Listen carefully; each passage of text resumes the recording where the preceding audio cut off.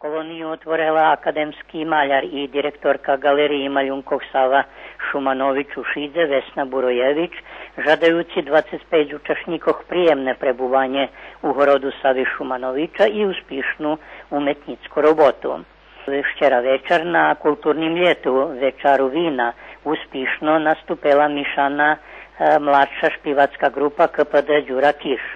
Nješka etno dzenj. Svojo štand imaju 16 druženja ženoh, ta iz Ozberkasova, Bikiću Bačincoh i Đura Kiš zo Šidu.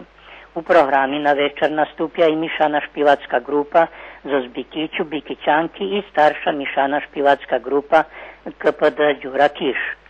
Na prešlih Morovičkih etnodnjoh hljeba, gombovcov i narodnog oblječiva u konkurenciji 18 združenju ženov Srima, Bikićanki za najsmačnjejši gombovci zo šljivkami osvojili perše mesto i pohar manifestaciji.